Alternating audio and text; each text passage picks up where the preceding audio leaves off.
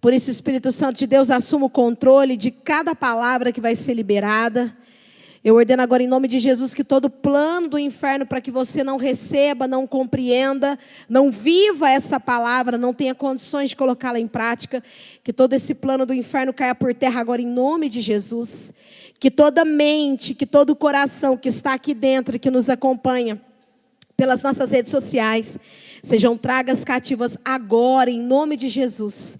Cativas à vontade de Cristo, cativas à palavra do Senhor, cativas ao propósito do Senhor, em nome de Jesus. Amém. Amém, queridos? Eu não consegui achar um tema para a nossa ministração, mas eu acredito que até o final dela nós teremos uma ideia de um tema para a nossa ministração. Mas eu queria que você abrisse a sua Bíblia comigo em 1 Samuel, no capítulo 1. Vai lá comigo, 1 Samuel, capítulo 1. Vai contar a história de quem? Hã?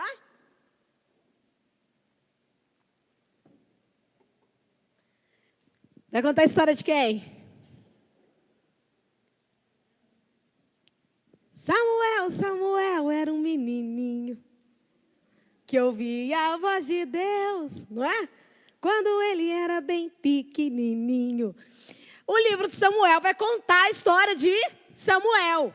Mas no capítulo 1, nós vamos falar desse personagem que é extremamente importante, que é a irmã Ana. E ela vai trazer para nós alguns ensinamentos nessa noite, para que nós possamos compreender o porquê que algumas coisas não acontecem na nossa vida. Eu pensei num tema tipo sonhos e deserto. O que há em comum entre os dois? Porque você vai perceber nessa noite que os nossos sonhos, que aquilo que o nosso coração muitas vezes deseja e coloca diante do trono do Senhor, está intimamente ligado com os nossos processos desérticos. Para quem não sabe, deserto é provação. Então, os nossos sonhos estão intimamente ligados com as provações que nós passamos. Ou melhor, as provações que nós passamos estão intimamente ligadas com os sonhos que nós colocamos diante do Senhor. Vai lá no capítulo 1, versículo 1. Havia um homem chamado Eucana, que vivia em Ramá, na região de Zuf, região montanhosa de Efraim. Era filho de Jeroão, filho de Eliú, filho de Tou, filho de Zuf e de Efraim. Eucana tinha 2 esposas. A primeira se chamava Ana e a segunda se chamava Penina. Penina tinha filhos, Ana, porém, não os tinha.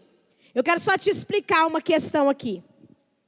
Pastora, mas não foi em Moisés que foi estabelecido casamento, né? A partir de Moisés, algumas leis foram estabelecidas por Deus.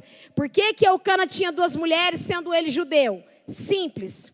Porque dentro da tradição judaica, se o homem casasse e a primeira mulher não lhe desse filhos, ele teria o direito de casar pela segunda vez, para que a segunda esposa lhe desse filhos. Então você pode pensar que o primeiro casamento era por amor. Então a primeira mulher que o camarada escolhia para a vida dele é porque ele a amava. Aí você vai entender o texto. O segundo casamento, no caso de Eucana, ele casou pela segunda vez, por quê? Porque a Ana era estéril e ela não podia lhe dar filhos. E naquela época, naquela tradição, no meio daquele contexto, os filhos eram extremamente importantes. Havia até uma competição entre as mulheres para ver quem tinha mais filhos. Era como se fosse status. Quanto mais filho, misericórdia, né?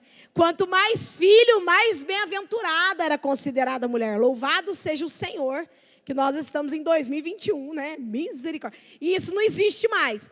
Mas naquela época era comum. E eles ainda viviam algumas questões do Código de Hammurabi, que é um código bem antigo, que algumas coisas até das leis foram tiradas desse código, algumas ideias foram tiradas desse código. Então, dentro desse Código de Hammurabi, você poderia casar mais de uma vez, desde que sua primeira esposa, estou falando assim, principalmente dentro da condição judaica, desde que sua primeira esposa não lhe desse filhos. Volta lá, versículo 3. Todos os anos, Eucana subia de sua cidade até Siló para adorar o Senhor dos Exércitos e oferecer sacrifícios a ele. Nesse tempo, os sacerdotes do Senhor eram Ofni e Finéias, os 2 filhos de Eli. Que se você olhar no capítulo no capítulo 3, no 2 mesmo para frente, você vai perceber que Ofni e Finéias não valiam nada. Eles tinham uma postura completamente reprovável diante do Senhor. Por isso, Deus vai estabelecer um plano através da vida de Ana. E aí diz assim: quando Eucana, 4, apresentava seu sacrifício, dava, pois, porções de carne à sua esposa Penina, e a cada um de seus filhos e filhas dela. Então, Penina tinha muitos filhos. A Ana, porém, dava uma porção especial. Por quê? Amava. Apesar... Só a Mayra lê aqui, gente. Olha lá, ó. Apesar de o Senhor não ter lhe dado filhos. Você já parou para perceber nesse texto que a esterilidade de Ana foi o próprio Deus quem deu para ela? Às vezes a gente olha alguns textos da palavra do Senhor e nós não atentamos aos detalhes do texto. E o texto diz bem claro que ela era esposa, ela foi a primeira mulher de Eucana. Ele dava uma porção dobrada a ela porque ele a amava. E ela era estéril não por uma escolha dela, não é que ela não queria ser mãe. Mas o texto vai deixar bem claro, o Senhor a havia deixado estéril. E isso, para uma mulher daquela época, era um problema muito grande. Porque havia uma mentalidade do seguinte: se você nascesse com uma deficiência física, no contexto judaico, eles ficavam tentando entender qual era o pecado que você ou seus antepassados tinham cometido para você nascer com a deficiência física. Então, uma mulher que nascesse estéril, ela era considerada o quê? Maldita. O que é que essa mulher tem que Deus a amaldiçoou cerrando a madre? Se você considerar que a coisa mais importante para a mulher daquela época era procriar, então uma mulher estéril era considerada uma mulher debaixo de maldição. E o texto vai dizer, Eucana amava Ana, tanto que mesmo ela não lhe dando filhos, porque Deus havia cerrado o ventre dela, ele ainda assim dava a porção dobrada a ela. Volta lá. E sua rival a provocava e zombava dela, porque o Senhor não lhe tinha dado filhos. Todos os anos era a mesma coisa. Penina provocava Ana quando iam à casa do Senhor, e a cada vez Ana chorava muito e ficava sem comer. Ana, por que você chora? Perguntava Eucana, seu marido. Por que você não come? Por que está tão triste?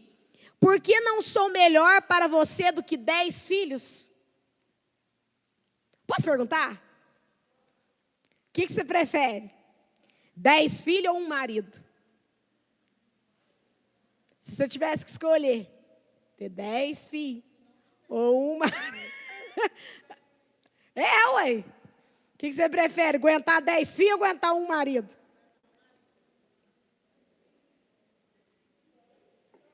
Ai. Não precisa pensar não, gente. Você já está começando a pecar. Larga a mão. Volta para cá.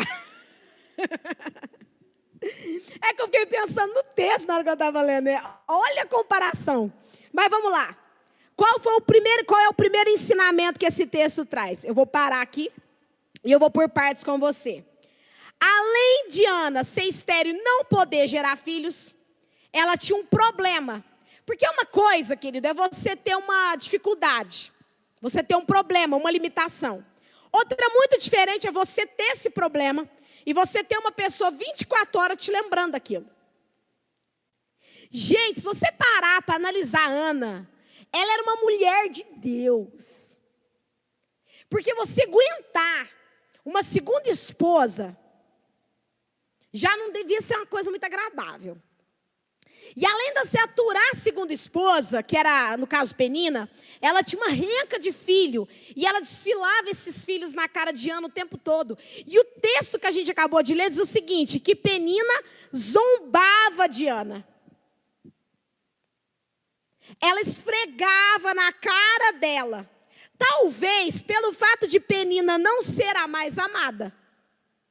Porque você acha que Penina não percebia a diferença de tratamento de Eucana entre ela e Ana? Claro que ela percebia.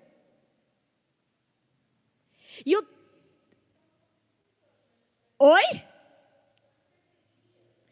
Tanto percebia que ela cutucava. Ela zombava de Ana. E o texto vai dizer que Ana perdeu até a fome. Você já imaginou você passar por uma situação que você chega a perder a vontade de comer? Olha, gente, para eu perder a vontade de comer, precisa ser uma coisa assim, sabe? Muito sobrenatural. Que é mais fácil eu fazer o contrário. Eu comer. Mas o texto vai dizer que ela perdeu a fome. E aí ela vai tomar uma postura. E eu quis trazer esse texto para você nessa noite, porque ele vai trazer para nós 3 desafios que Ana teve que enfrentar para viver o sonho dela. 3 situações que ela precisou. Continua lá no texto, versículo 9. Certa vez, depois que comeram e beberam em Siló, Ana se levantou. O sacerdote Eli estava sentado ao lado da entrada do templo do Senhor. Ana estava muito... Ah, não, gente. Eu sei que é sexta-feira, mas vamos lá. Ana estava muito... E... chorava. Sem... Enquanto ela fazia o quê? Orava ao Senhor. Até perdi aqui. Então fez o seguinte voto. Ó Senhor dos exércitos, se olhares com atenção para o sofrimento de tua serva, se responderes a minha oração e me deres um filho, eu o dedicarei para sempre ao Senhor e o cabelo dele nunca será cortado. Nazireu. Enquanto ela fazia sua oração ao Senhor, Eli a observava. Então imagina, você chega aqui no templo, você vai orar e você está aí. E eu estou sentada aqui te observando. Ou eu, a bispa. Se eu conheço vocês, com a bispa observando vocês caem até mortos aí na cadeira. Não sei o que acontece. Mas vamos lá. Enquanto fazia a oração ao Senhor, ele observava. Viu que os lábios dela se moviam, mas como não ouvia som algum, pensou que ela estivesse bêbada. Até quando vai se embriagar, disse ele. Larga esse vinho. Pensa. Ana respondeu, meu senhor, não bebi vinho nem outra coisa mais forte. Eu estava derramando meu coração diante do Senhor, pois sou uma mulher profundamente triste. Não pense que sou uma mulher sem caráter. Estava apenas orando por causa de minha grande angústia e aflição. E aí ele responde, nesse caso, vá em paz, disse Eli, que o Deus de Israel lhe conceda o que você pediu. Muito obrigada, exclamou ela. Então Ana voltou e começou a se alimentar novamente, e seu rosto já não estava triste. A primeira coisa que Ana vai nos ensinar com a sua história, nós não sabemos quanto tempo levou entre essa oração e a resposta de Deus sobre ela. Mas a primeira coisa que ela vai nos ensinar nessa noite é que nós precisamos aprender a sonhar. Mas só que nós precisamos aprender a sonhar além das nossas possibilidades. Porque para nós é fácil sonhar dentro da nossa realidade. É ou não é? Vou te dar um exemplo. É fácil para você sonhar comprando um Fusca? É difícil sonhar comprando Fusca? Por quê? Porque é relativamente acessível. Vou te dar um exemplo de carro para ficar mais fácil, tá, gente? Agora, é fácil você sonhar com uma BMW? Uma Land Rover? Por quê? Porque o preço dela já vai além da sua possibilidade, além dos seus olhos. E é isso que Ana vai ensinar para nós. Ela vai nos ensinar que nós não podemos nos conformar com a condição em que nós estamos. Porque só pessoas inconformadas sonham alto. Sabe quando você para na sua vida e você fala assim, gente, chega. Eu estou cansado de viver a minha vidinha do mesmo modo. Chega. E aí o inferno, ele vai falar na tua cabeça assim, mas você não tem condições, você não tem capacidade, você não tem recursos. E aí você para e você fala, mas eu vou sonhar, ainda que eu não tenha condições, que eu não tenha aparente condições, capacidade, recursos. Foi isso que Ana fez. E eu vou te dizer uma coisa nessa noite, Deus só trabalha com pessoas inconformadas. Porque é a inconformidade que faz com que nós venhamos a nos movimentar. Enquanto nós estamos conformados com a nossa situação, nós não damos passo algum. Porque tá bom, tá cômodo. Ah, dá para levar assim, vamos assim mesmo. Mas quando aquilo começa a incomodar o nosso coração, nós começamos a agir. E a primeira coisa que Deus fez para não permitir que Ana caísse no conformismo, no comodismo, foi o quê? Eu vou plantar uma penina, olha o nome da mulher, uma penina na sua vida. Eu vou permitir que você seja estéril, porque o plano que Deus tinha ia muito além da realidade de Ana. Ana queria só um filho. Deus deu um dos maiores profetas de Israel para ela gerar, que foi Samuel. Se não for um dos maiores, se não for o maior. Muitas vezes nós não entendemos que algumas situações que acontecem na nossa vida são verdadeiras peninas de Deus. Ai, delícia. Sabe? Você pode classificar a penina como uma lixa. As peninas de Deus na nossa vida são instrumentos que Deus usa para não deixar que a gente venha se conformar com a nossa vida, com a nossa história, com as áreas da nossa vida da maneira como está. Por que que Ana se lembrava o tempo todo que ela era estéril? Porque Penina fazia questão de lembrá-la o tempo todo que ela era estéril. Mas você já reparou? Se você parar para pensar, a Penina era extremamente necessária na vida de Ana. Só que a gente não gosta das peninas. Porque as peninas é aquela pessoa, filha do cão lá do seu trabalho. Que você fala assim, gente, mas não é possível, essa pessoa está tentando me derrubar. Olha, bem-vinda. Prazer, Penina, Penina e eu. A penina pode ser aquela pessoa do seu trabalho, a penina da sua vida pode ser seu esposo, a penina da sua vida pode ser sua esposa, a penina da sua vida pode ser seu filho, a penina da sua vida pode ser um problema financeiro, pode ser um problema de saúde, pode ser um problema familiar. Sabe aqueles problemas que você acha muitas vezes que caiu de paraquedas? Fala, meu Deus, da onde saiu isso? São as peninas. São as peninas enviadas pelo próprio Deus, para quê? Para nos tirar da nossa zona de conforto e nos fazer caminhar. A primeira coisa que ela teve que fazer foi aprender a lidar com a penina. E gente, Ana, ela tinha um controle absurdo. Porque ela vai pegar as provocações de Penina e ela vai fazer o quê? Sentar e chorar. Só. Ela chorou. A Bíblia fala que ela chorou. Mas ela só chorou? Não. Ela pegou as provocações de Penina e transformou as provocações num desejo intenso. Eu quero ser mãe. Eu quero ser mãe. E eu vou sonhar além. Gente, você está falando numa época que não tinha inseminação artificial. Não tinha tratamento. Não tinha fertilização in vitro. Tinha nada, gente. Ou Deus fazia um milagre para ela engravidar, ou ela jamais seria mãe. E aí Deus pega uma mulher e fala, eu vou trabalhar áreas da sua vida, para que você viva o sonho que você quer. Mas eu vou ter que primeiro te trabalhar.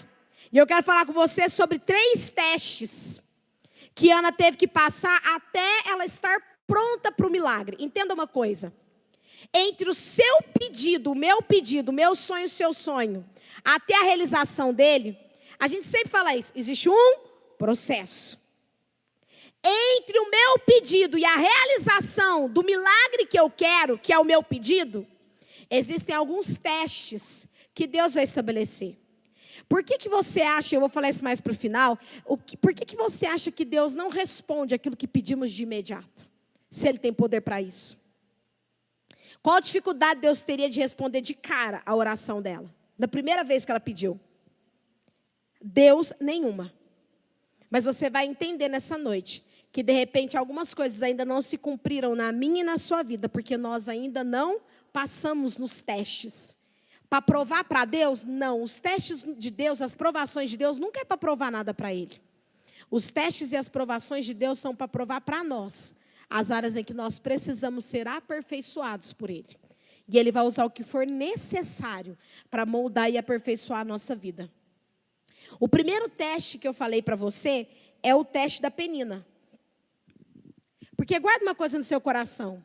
Enquanto eu e você não estivermos prontos no nível dele para viver um milagre, nós não viveremos o milagre.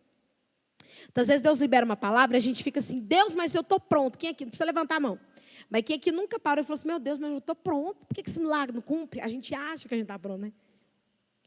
Mas você lembra daquela pregação do Kairos de Deus e do Cronos, que a bispa trouxe num domingo? Que o Kairos de Deus é o tempo dele de fato e o Cronos é o tempo humano. Que muitas vezes eu estou no tempo humano, mas eu preciso sair do tempo humano, que é esse tempo nosso, contagem de 24 horas, 30 dias ou 31 dias, 360 dias no ano. Esse é o tempo Cronos. O tempo Kairos de Deus é quando Ele olha e fala, você vai viver isso agora. Eu vou começar a cumprir na tua vida aquilo que eu prometi ou aquilo que você tem pedido a mim. Enquanto eu não estiver pronto dentro do tempo dele, eu não vou viver o milagre. E nós vamos aprender algumas lições com Ana. A primeira lição, Ana tinha um autocontrole fora do normal. Se coloca no lugar dela. O primeiro teste que ela teve que superar foi a bendita da penina. Porque uma coisa era ter a penina lá quietinha, vivendo a vida dela, cuidando dos filhos dela.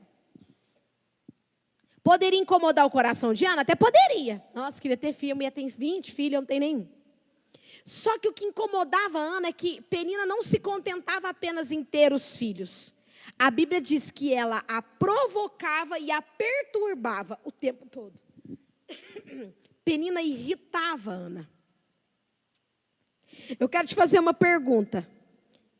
O que você faria no lugar de Ana? Se tivesse na sua vida uma penina, o que você faria? Quem tem coragem de falar? Você batia na penina? Tem uma irmã aqui que é violenta, falou que bateria na penina. Não vou criticar. Porque, gente, você já imaginou todo dia a mulher lá te provocando? Eu sei lá qual que era o tipo de provocação. Mas chega uma hora que o sangue não dá uma esquentada, sem conviver demais, dependendo da pessoa, da situação, o sangue da gente esquenta, e a pessoa às vezes nem mora com a gente, imagina morando, debaixo do mesmo teto. Fala, Deus, vou cometer um homicídio na madrugada, enquanto essa mulher dorme, eu vou lá afogar ela com o travesseiro. Mas se você olhar o texto, você vai perceber, Ana não explodiu com ela. Ana não brigou com ela. Ana não xingou a Penina. E sabe por que ela não fez isso? Daí vai para você uma frase da Joyce Meyer. Eu até anotei. A maneira como você se comporta no deserto vai determinar o quanto tempo você vai permanecer lá. Gente, Deus me deu essa frase. Na hora que eu li essa frase, eu lembrei de quando Deus me disse isso. Eu tinha uns 14 anos de idade. Eu estava passando por um processo de tratamento de Deus em algumas áreas da minha vida, da minha adolescência. E aí eu numa choradeira danada. E aí um dia o Senhor falou para mim assim, ó, você determina quanto tempo o deserto vai durar. Não sou eu que determino, é você. Você quer uma prova de que é verdade? O povo ficou quantos anos no deserto? 40. Por quê? Porque Deus queria que eles andassem 40 anos? Não, por causa deles mesmos, da atitude deles mesmos. Foi ou não foi? Vocês vão ficar 40 anos por conta da atitude de vocês. A maneira como eu reajo, a maneira como eu me comporto, a maneira como eu lido com os desertos, com as provações da minha vida, vão determinar quanto tempo eu vou ficar naquela provação. Por isso que a Bíblia vai mandar eu tirar da minha vida a reclamação, a murmuração e a desistência. Porque quanto mais eu reclamo, quanto mais eu murmuro, quanto mais eu desisto, quanto mais eu libero palavras, mais sinais eu dou para Deus. Eu não estou pronto. E Deus faz o quê? Então você vai permanecer no deserto. Tem muita gente que não saiu do deserto faz anos. Porque não está sabendo se comportar lá.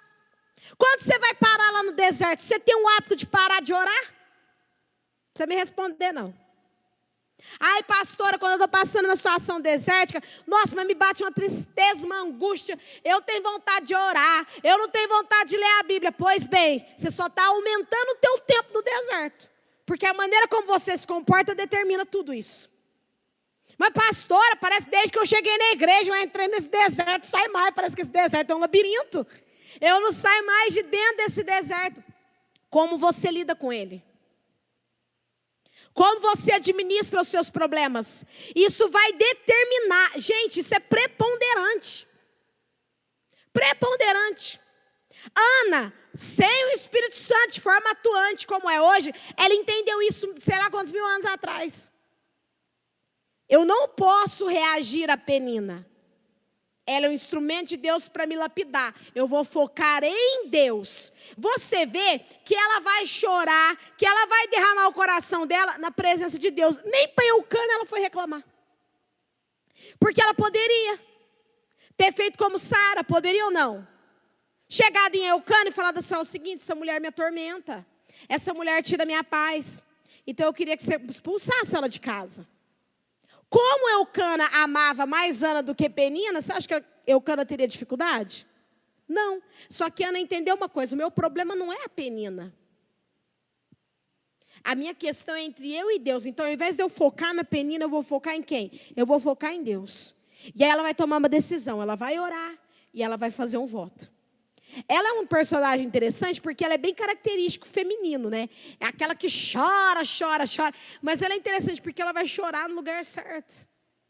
Ela vai chorar na presença daquele que pode fazer, o único que podia mudar a história dela. Então, o primeiro teste que Ana teve que enfrentar e vencer foi qual teste? Penina. Quais são as peninas que estão passando pela sua vida?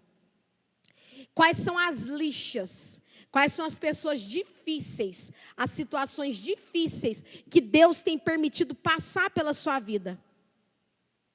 Tem pessoas que passam pela nossa vida e Deus quer trabalhar o nosso domínio próprio. Quem aí ora por domínio próprio? Todo mundo ora, não ora? Deus me dá domínio. Eu falo muito isso. Deus me dá domínio próprio. Aí a gente acha que Deus vai fazer o quê? Sim, meu filho. Pim, aí pronto. Aí o domínio próprio vai descer uma unção de domínio próprio. Não existe unção de domínio próprio. Domínio próprio é uma característica do fruto do Espírito. Como que eu adquiro domínio próprio? Precisando usar domínio próprio. Então tem muita gente que está pedindo a Deus, né? Deus, eu quero ser instrumento, eu quero ser uma bênção. Me dá, Senhor, equilíbrio. Me dá domínio próprio, Deus. Pois bem, peninas. Vai lá, fecha ele no trânsito. Aí você está lá com pressa indo para o trabalho, um fecha você lá. Como você reage? Quais batem no teu carro? Seu filho do Satanás! Pé, pé, pé. Pois eu vou te dar uma notícia. Você vai ficar um bom tempo ainda sendo trabalhado por Deus nessa área de domínio próprio. Porque você acabou de ser reprovado. Eu imagino os anjos, entendeu? Sentados assim do lado, né? É agora o teste. É agora o teste. Vai lá, motoqueiro. Quebra o retrovisor do carro dele. Aí passa um motoqueiro, pá, quebra o retrovisor do carro da gente. Aí o anjo com o caderninho na mão. Aí você, mas seu filho de Belial, porque crente não xinga, né? Seu filho de Belial. Seu filho de uma Jezabel. Aí o anjo, reprovado, manda lá a mensagem para o céu. Vai ficar para a segunda chamada. A maneira como eu me comporto. E você já notou que quando as coisas estão dando errado, começa a dar mais errado ainda? Tipo assim, parece que quando um negócio começa a dar errado, ele vai puxando outros, né? Não sei o que acontece. Aí você fala assim, mas não é possível. Sabe, aquele dia que você acorda atrasado, aí você vai trabalhar, o pneu do carro fura, aí você vai catar a bicicleta, está furado também, ou você cai de bicicleta na rua, aí você chega atrasado no serviço, aí o seu gerente está estressado, te dá advertência, aí o povo do teu setor quer brigar com você. Sabe aquele dia que parece que tudo está dando errado? Seja bem-vindo. Bem-vindo aos desertos. É nessas horas, quando você estiver num dia assim, você olha para Deus e fala, Deus, o Senhor está me provando e eu vou passar dessa prova. Daí você pode até pegar aquela música do Lázaro, que a gente gostava de cantar, mas a gente não vive, eu vou passando pela prova, dando glória a Deus. O povo está até cantando. Só que na prática, Deus quer na prática. Então, se você estiver num dia ruim, você lembra dessa palavra. Fala, Senhor, eu vou passando pela prova, dando glória a Deus. Glória a Deus. Me ajuda, Jesus. Eu vou matar, mas não posso. Segundo teste que ela teve que passar. O teste do marido dela. Eucana vê a Ana chorando e lamentando. E ele faz uma pergunta para ela. Por que você chora? Por que você não come? Por que a tua alma está abatida desse jeito? Você vai perceber no texto que Ana tem um marido incompreensível. Ele não compreende a dor e o sofrimento dela. Ele não compreende a luta dela. Ele não compreende a dor dela. Ele não compreende o sonho dela. Ele não compreende a tristeza dela. Tanto que ele vai fazer a pergunta para ela assim: mulher, eu fico imaginando ele parando. Não sou eu melhor do que 10 filhos?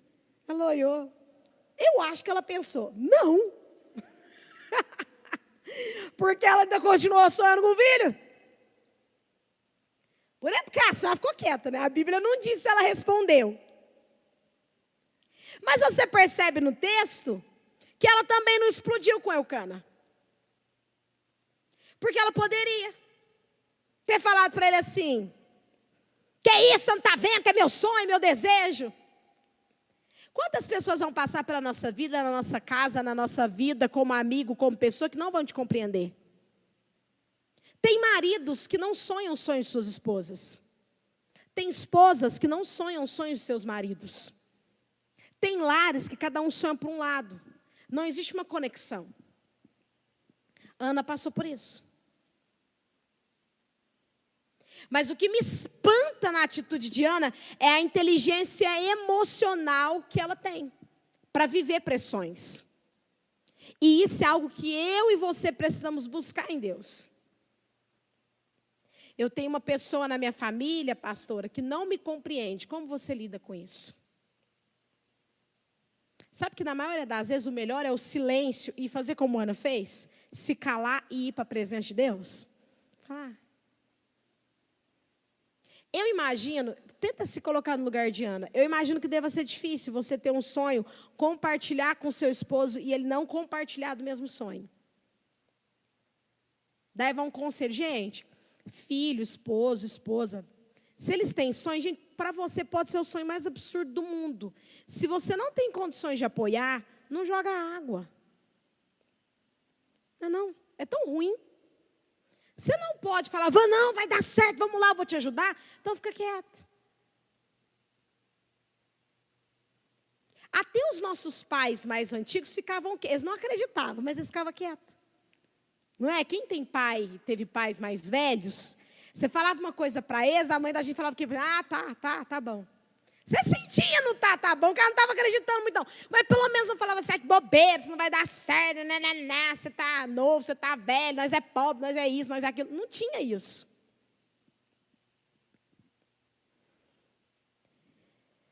O que você faria no lugar de Ana? Se você tivesse uma Penina, se você tivesse um Eucano, um Eucana na sua vida, um companheiro, um parceiro, um amigo, uma esposa, um namorado, uma namorada que agisse da mesma maneira.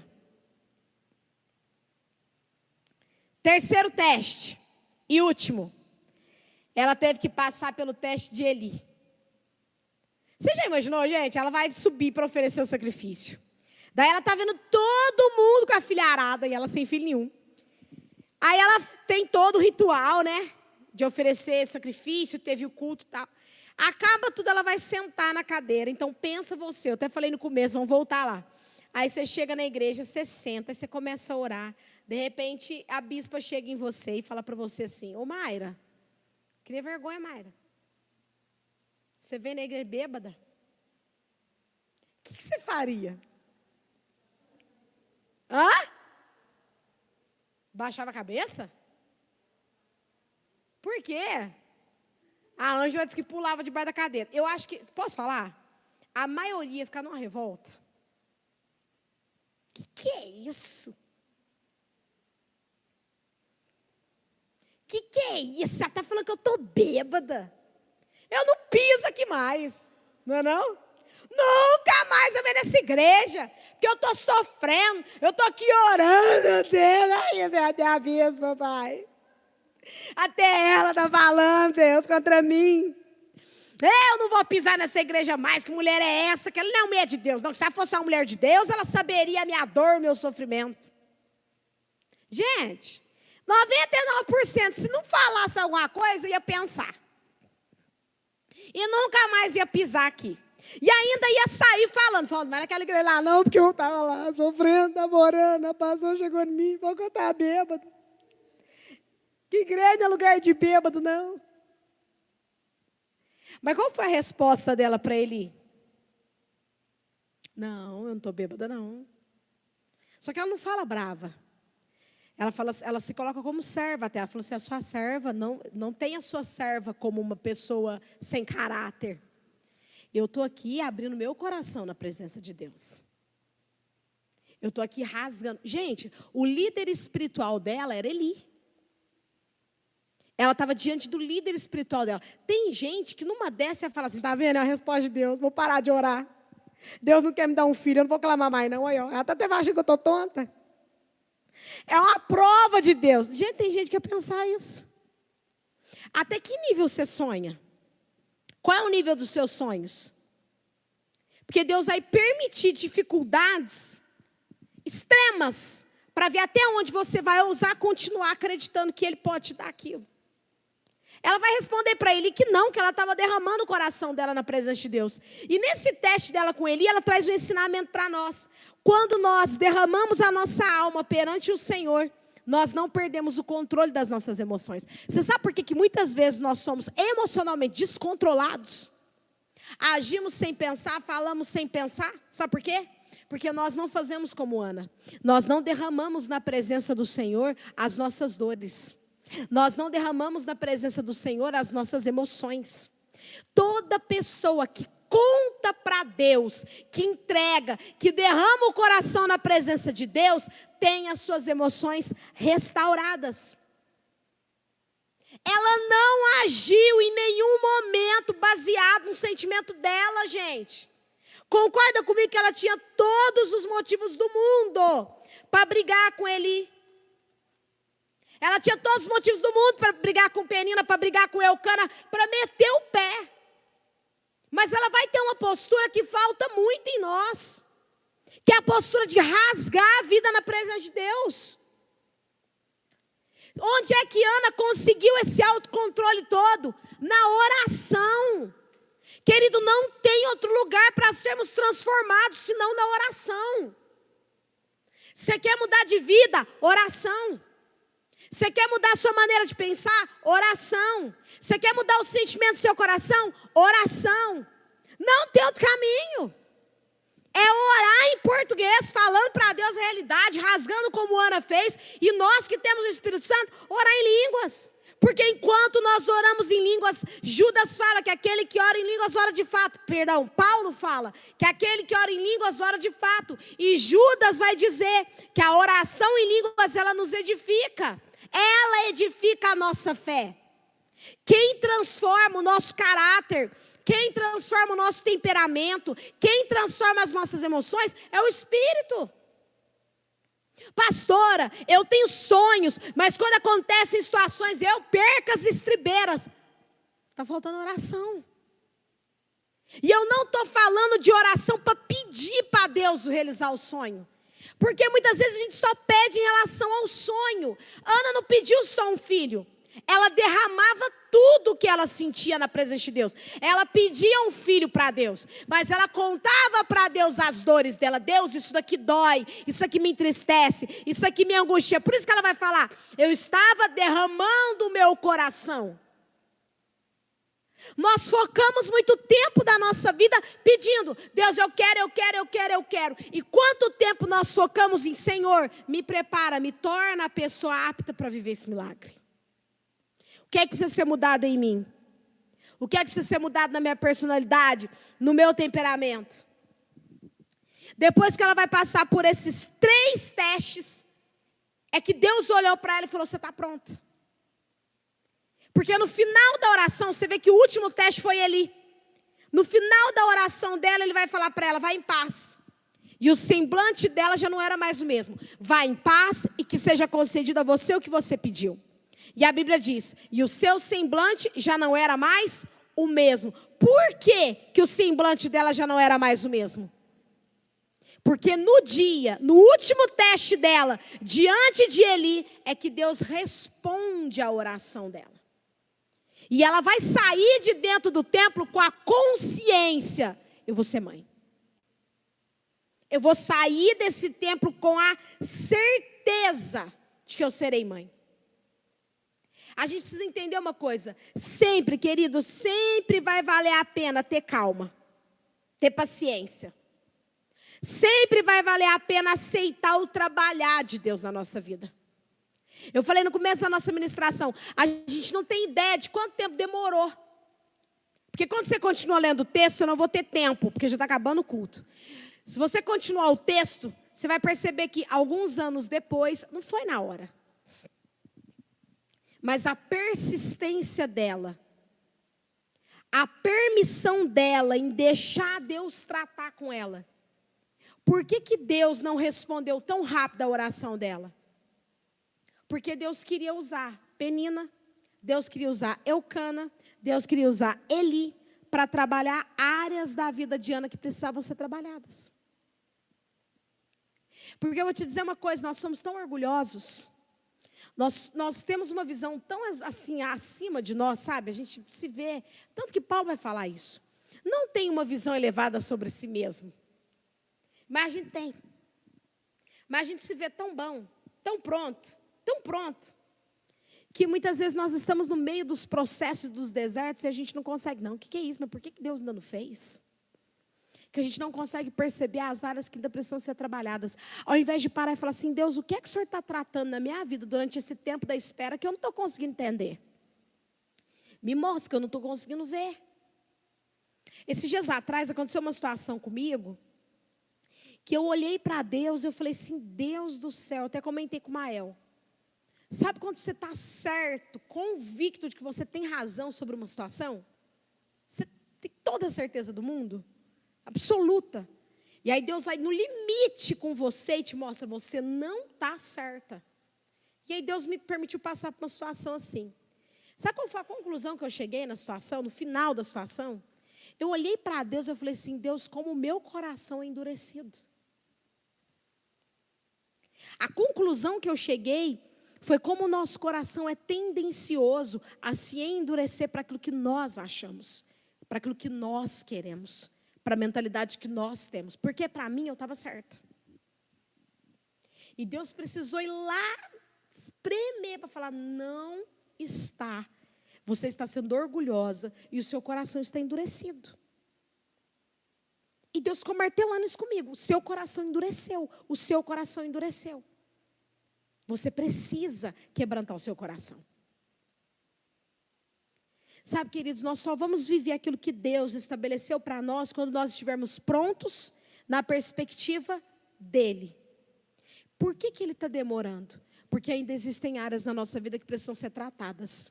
Pastora, mas eu não consigo ver essas áreas. Talvez nós não consigamos ver as áreas que precisam ser tratadas por orgulho. Porque a gente acha que está tudo bem. Porque a gente acha que a gente está... É isso. Estou pronto. Eu não preciso ser tratado em nada. Eu não preciso ser moldado em nada. E para a gente ir chegando no final, qual fase você está nessa noite? Talvez você está na primeira fase, a fase da penina. A fase dos outros te provocando. As situações, pessoas, palavras. Talvez você esteja na segunda fase, a fase de Eucana. A incompreensão das pessoas. A falta de apoio, a falta de compreensão, a falta de suporte. Ou talvez você está no último, a fase de Eli. Que não acreditou nela. Que achou que ela estava bêbada. Talvez você esteja na última fase. A fase que ninguém acredita. Que ninguém dá crédito a você. Nós temos uma facilidade muito grande em desistirmos das coisas. E eu quero falar uma coisa para vocês, antes da gente ir para o apelo,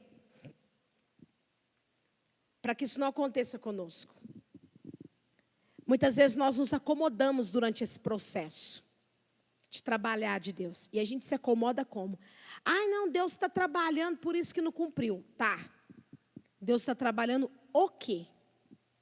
Porque, de fato, eu só vou ser moldado numa área da minha vida em que Ele está trabalhando quando Ele conseguir me fazer enxergar que aquela área precisa ser moldada, tá? Porque senão eu não vou sair dela.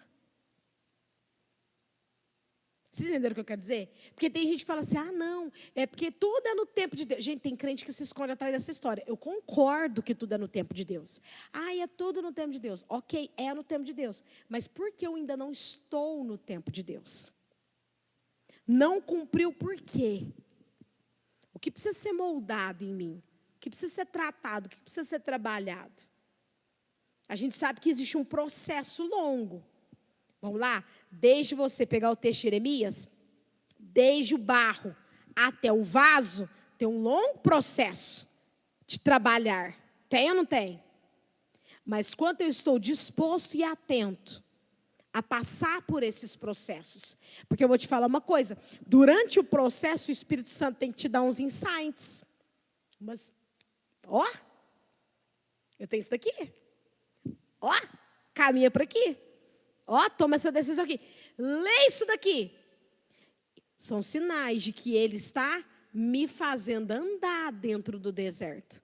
Porque tem gente que está dentro do deserto, Ronilda, sentado, com o guarda-sol aberto. Uma hora Deus vai me tirar desse deserto. Não, filho. No deserto você tem que andar. Se o povo não andar, você vai ficar lá. Morrer todo mundo lá. Literalmente todo mundo, até o último filho deles. Deus, Ele olha para nós essa noite e faz uma pergunta. Nós estamos chegando ao final de um desafio que Deus nos deu, sim? De 3 meses de jejum e oração e um voto. E a pergunta que Deus faz para nós nessa noite é: qual fase você está? E você entendeu por que você está nessa fase? Que área que eu estou trabalhando nela? Que área que eu estou moldando? Ou quais áreas eu estou trabalhando? Você está na fase 1?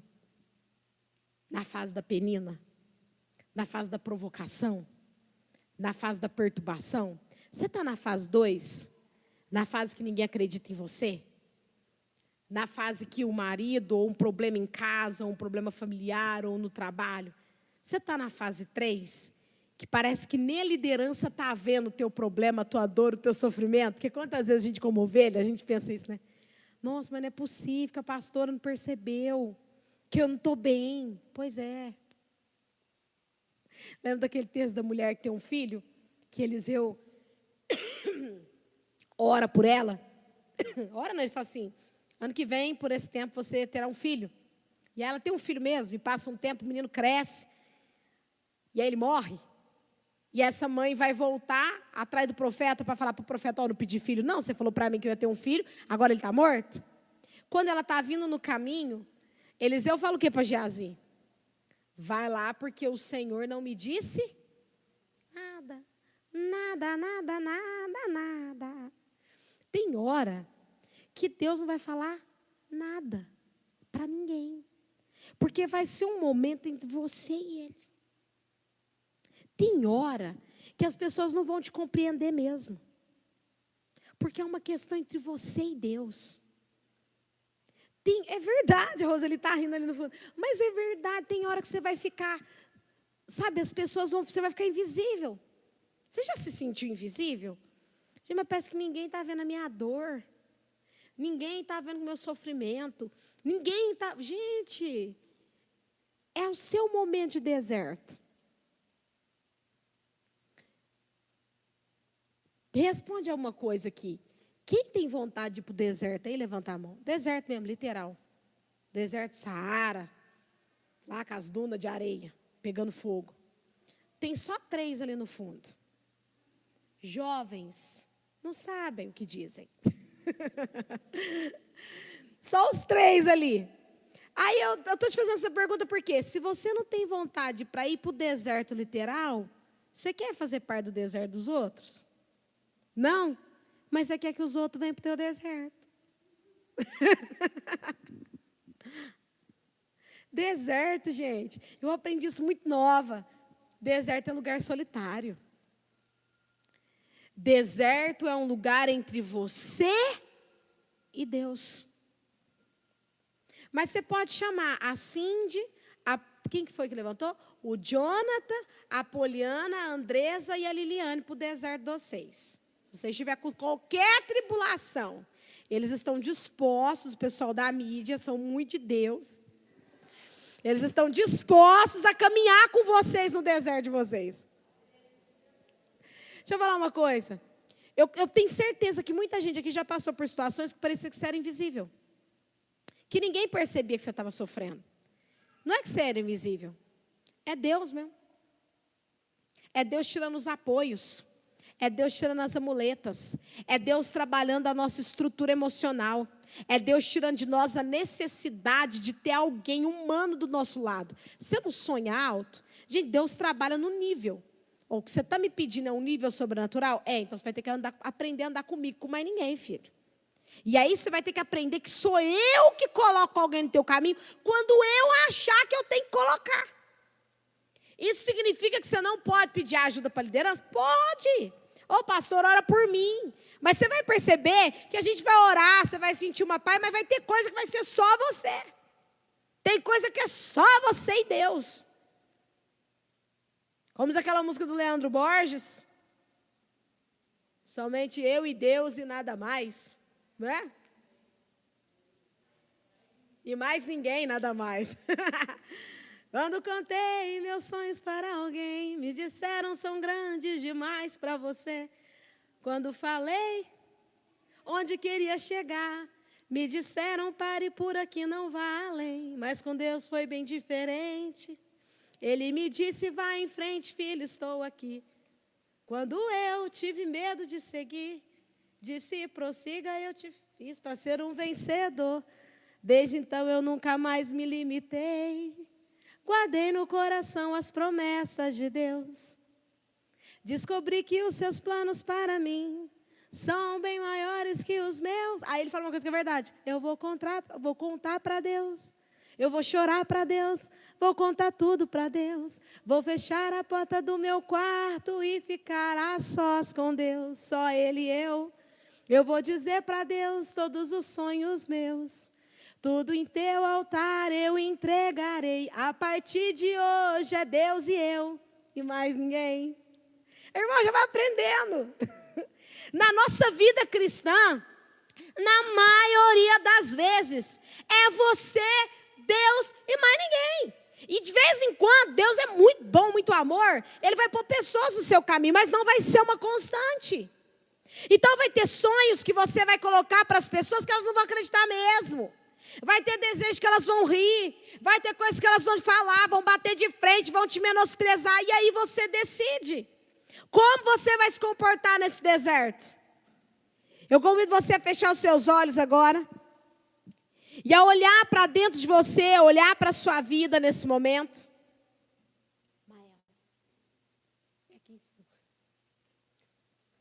Coloca a sua vida na presença do Senhor nessa noite.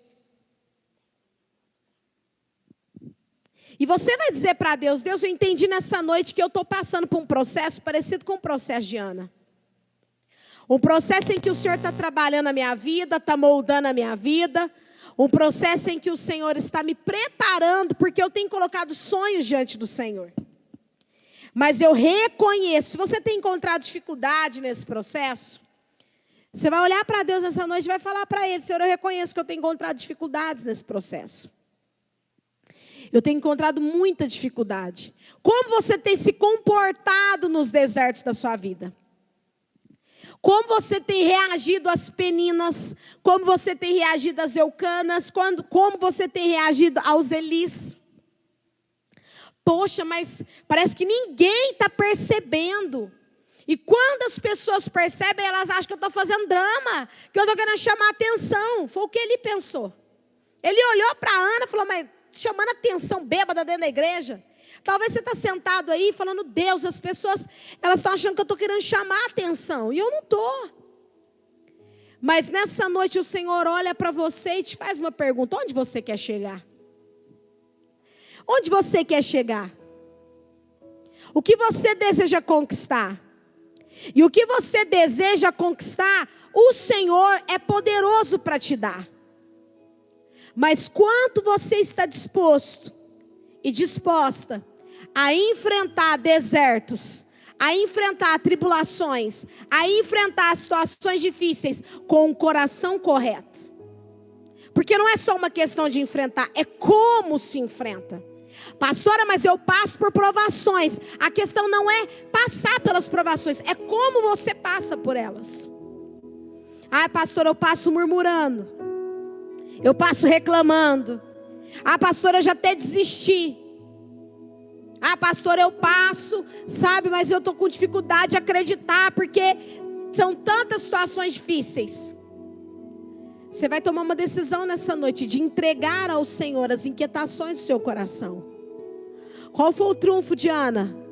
Derramar o seu coração na presença do Senhor. E eu convido você a derramar o seu coração na presença do Senhor nessa noite. Eu convido você a abrir o seu coração e a dizer para Ele, Senhor, eu estou passando por uma situação assim, assim, assim. Meu sonho é esse. E eu tenho agido dessa maneira, eu tenho pensado dessa maneira. Mas nessa noite eu abro o meu coração. Eu clamo o teu perdão sobre mim. Eu clamo o teu perdão sobre a minha vida.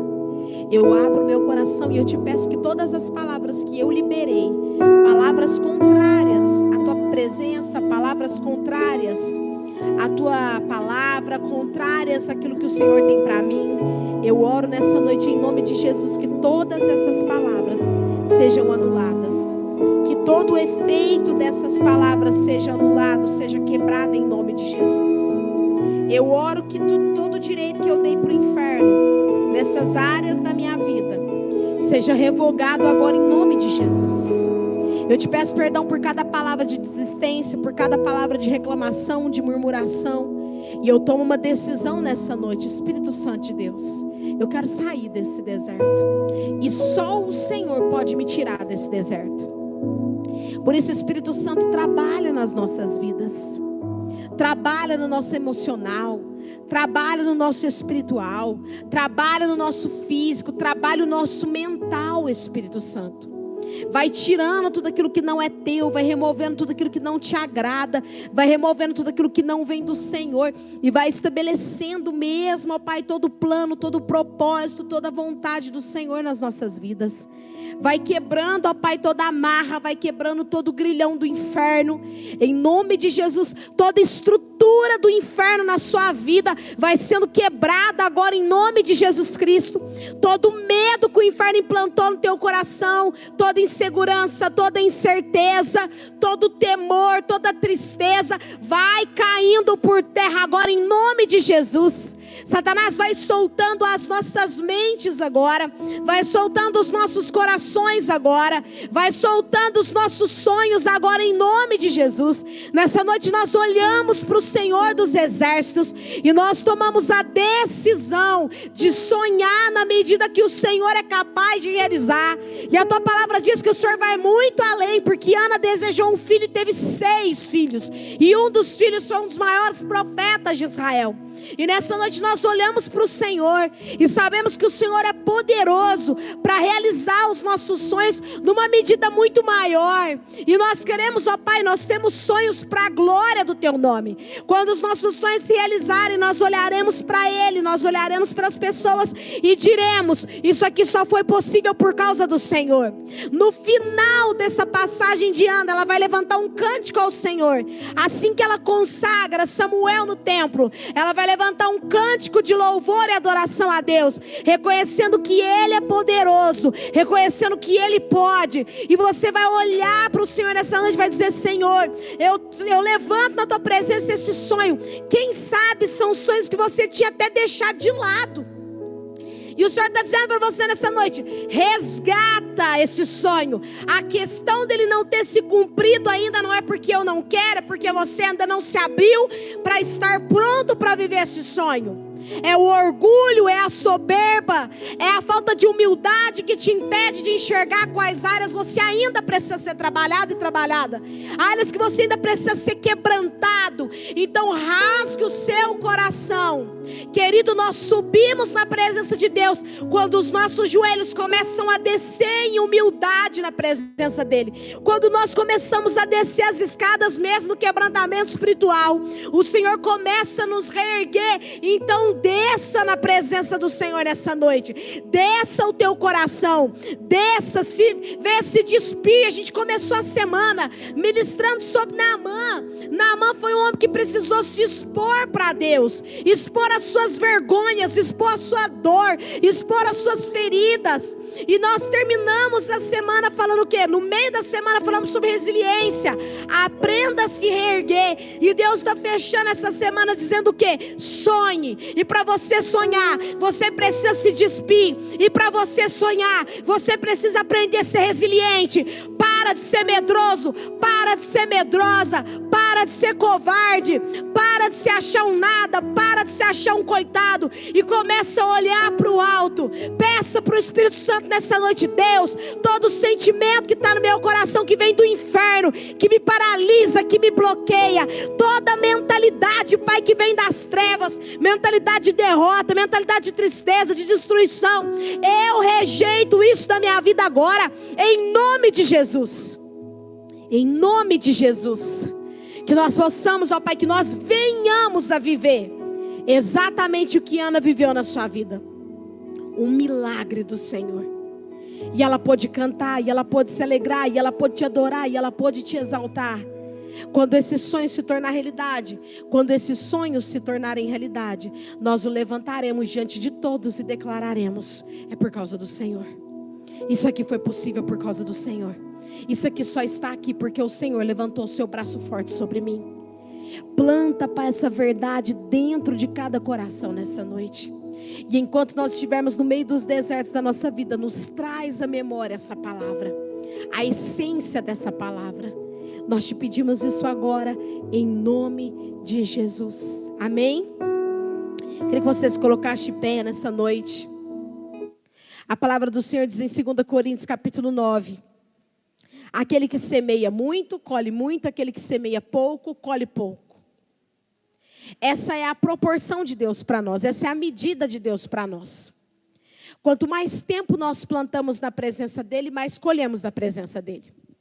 Quanto mais na nossa vida nós plantamos entrega. Nós precisamos entender que... Eu estava ouvindo um líder espiritual falando sobre finanças. E ele falou uma coisa que eu achei bem interessante. Tudo na Bíblia vai girar em torno de oferta. Porque Jesus foi a principal oferta. O que Deus fez por nós foi ofertar Jesus. Então Ele ofertou Jesus. Ele ofertou o melhor que Ele tinha para a nossa salvação, para a nossa redenção, para a nossa libertação. E engraçado que Deus, Ele é o primeiro a fazer isso. Eu vou semear o que eu tenho de melhor. Vocês precisam de um resgatador. Vocês precisam de um salvador.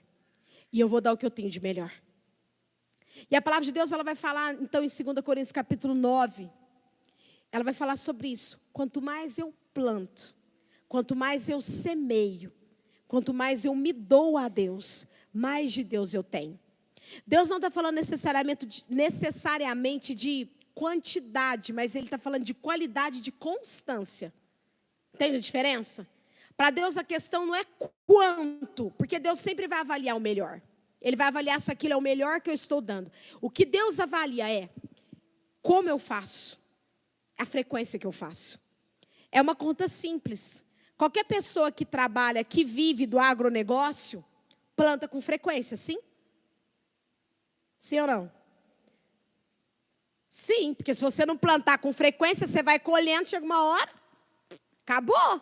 Se você vai viver do agro, seja plantação de café, de soja, de milho, você tem uma constância de plantações, para que você sempre tenha o que colher. O Brasil é um dos maiores produtores, se não for o maior, né? Do agronegócio. O agronegócio gira a parte violenta do nosso PIB. Então, dá para a gente ter uma ideia aí. O quanto nós plantamos, ou seja, a quantidade de vezes, a frequência com que nós plantamos, nós colhemos. Com Deus é a mesma coisa. Porque a Bíblia diz que Ele é justo. Em outro texto Ele vai dizer assim, ó, tudo que o homem plantar, ele colherá. Então, tudo que eu planto na presença de Deus, de entrega, de dedicação, de busca, de ofertas, eu vou colher na proporção, na medida e na frequência com que eu planto. E Deus, Ele sempre espera de nós. O reino de Deus precisa de dinheiro? Não. Mas o reino dele funciona sem pagamentos em espécie, dinheiro? Não. Tudo que nós construímos, tudo que nós fazemos, todos os trabalhos que a igreja desenvolve, todos eles demandam finanças. Para fazermos transmissões, são investimentos financeiros. Para fazermos missões, investimentos financeiros. Ser help, investimento financeiro. Ou você chega lá no mercado e fala assim, olha, eu vim aqui pegar um pacote de arroz para levar para a igreja. Deus lhe pague, está tudo certo. Não, você teve que pagar pelo alimento que você trouxe para ser help. Só que Deus, Ele sempre olha para nós com qual olhar? Se é o melhor que você entrega a mim, eu dou o melhor para você. É uma coisa que precisa ficar ser até mesmo mais trabalhada dentro de nós. Jesus veio para nos dar uma vida, e uma vida plena e abundante. O interesse de Deus não foi apenas salvar do inferno. Tanto que a Bíblia, eu já estava pensando sobre isso. A Bíblia, ela vai falar sobre cuidar do corpo, cuidar da alma e cuidar do espírito. Essa é uma preocupação que Deus tem com o ser humano. Ele vai se preocupar com todas as áreas. Por isso que Ele vai estabelecer ofertas. Por quê? Ai, nossa, mas falar de dinheiro na igreja é materialismo. Você vive do quê? Todo mundo precisa de provisões financeiras para viver. E é um erro pensar que Deus não se importa, que Deus não está nem aí com isso. É um erro porque se você estudar a Bíblia, você vai perceber que não era assim. As pessoas, elas viviam do melhor. Porque há uma promessa de Deus dizendo assim, eu te farei por cabeça, não por cauda. Tu emprestarás, mas não pedirás emprestado. Amém? Deus tem sempre o melhor para nós. E que haja em nós sempre o desejo de ofertar o melhor a Ele. Seja em ofertas financeiras, seja oferta de tempo, de entrega, de envolvimento. Tem um envelope na sua cadeira? Se você trouxe o seu dízimo, se você trouxe a sua oferta, você vai trazer aqui na frente, num dos gasofiláceos. Você vai plantar na presença do Senhor. Pode vir. Você vai plantar e você vai fazer o seu pedido, o seu agradecimento. Você vai olhar para o Senhor e falar, Deus, muito obrigado. Porque até aqui o Senhor tem me sustentado. Até aqui a tua mão tem me sustentado. Até aqui o Senhor tem nos colocado de pé e nós só temos que agradecer ao Senhor. Senhor, nós te agradecemos, nós te louvamos, porque o Senhor é o dono das nossas vidas. Nós te agradecemos e nós te louvamos, porque o Senhor é aquele que sustenta todas as coisas na nossa vida. Nós sabemos que tudo que temos, tudo que recebemos vem do Senhor, e se não fosse o Senhor, nada disso seria possível. Por isso, nessa noite, ó Pai, como forma de gratidão, nós entregamos as nossas ofertas e entregamos os nossos dízimos ao Senhor, como forma de aliança. Que o Senhor receba a nossa plantação agora em nome de Jesus. Que o Senhor repreenda da nossa vida todo devorador, todo destruidor, todo espírito maligno, ó Pai, que trabalha contra o nosso trabalho, contra a nossa vida, contra a nossa família. Que o Senhor repreenda agora em nome de Jesus. Que haja mesmo a tua multiplicação, que haja mesmo a tua provisão, que haja mesmo a tua maior abastança sobre as nossas vidas. Em nome de Jesus. Vamos orar? Senhor, nós colocamos a vida do André diante do Senhor. Nós clamamos, ó Pai, pela conversão do André, pela libertação dele. Em nome de Jesus, ó Pai, vem com a tua interferência, ó Pai, transforma a vida do André. Também oramos pela saúde da Maria Lemos. que está com gastrite. Toca, Senhor, em nome de Jesus, no estômago dela, no físico dela. Libera a tua restauração e a tua cura sobre o físico da Maria Lemos agora, em nome de Jesus. Oramos também, ó Deus, pela cura da Juliana. Em nome de Jesus Cristo, ó Pai, que toda essa arritmia cardíaca, Pai, seja paralisada, tudo que está causando essa aceleração seja removido agora, seja quebrado todo o plano do inferno contra a vida da Juliana, que essas dores nas pernas, em nome de Jesus, que essa ansiedade, esse mal-estar venha ser removido agora, em nome de Jesus. Também oramos pela vida da Cristiane, que toda essa dor, ó Pai, essa dor de cabeça, esse mal-estar, venha sair da vida dela agora. Nós oramos e ministramos a cura do Senhor sobre a vida da Cristiane. Oramos pela vida do Anthony, do Arthur, do André, do Gabriel, do Rael. Em nome de Jesus, ó Pai, toca na vida deles, que toda essa febre, tudo que está causando essa febre, seja paralisado agora em nome de Jesus. Todas essas enfermidades, tudo que está causando isso, ó Pai, lança mesmo por terra agora, toca na vida deles agora, em nome de Jesus Cristo. Nós também oramos, ó Pai, pela libertação da Maria dos Anjos. Traga a tua libertação, dê a ela uma experiência, Pai, real, de salvação, de transformação com o Senhor. Também te pedimos pela vida da Mariana, traz a tua recuperação sobre o físico dela, sobre a vida da Liz, ó Pai, nós te agradecemos por esse parto, te agradecemos, ó Pai, porque o Senhor cuidou de cada detalhe, que seja um tempo novo na vida da Mariana, do Anderson, da Liz, que seja um tempo de bênção sobre a vida deles em família. Também te peço pela vida da Tárcia, traz a tua recuperação, a tua restauração completa sobre o físico dela, sobre a alma dela, sobre as emoções dela. Toca mesmo, Espírito Santo, sobre a vida da Tárcia, em nome de Jesus. Nós te pedimos, leva-nos em paz. Dá-nos o final de semana debaixo da alegria, da graça, da fortaleza, do sustento do Senhor.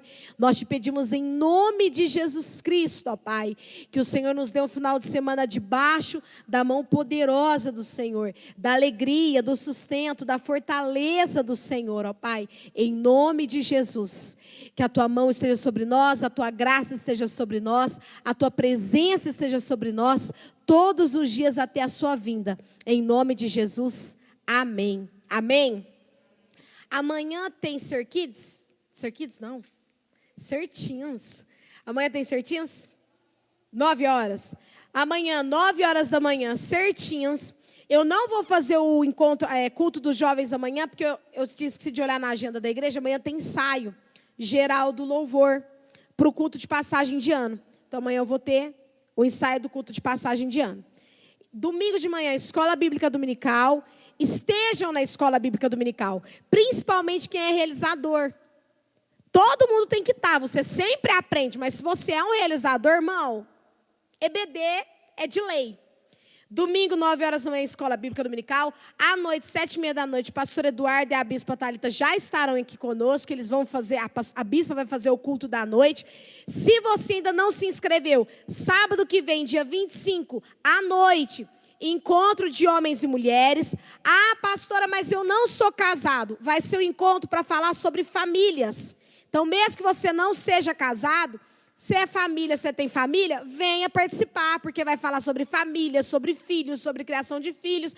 Ah, pastora, eu não tenho filho, mas sempre vai aparecer alguém com um fio bigodado para você consertar.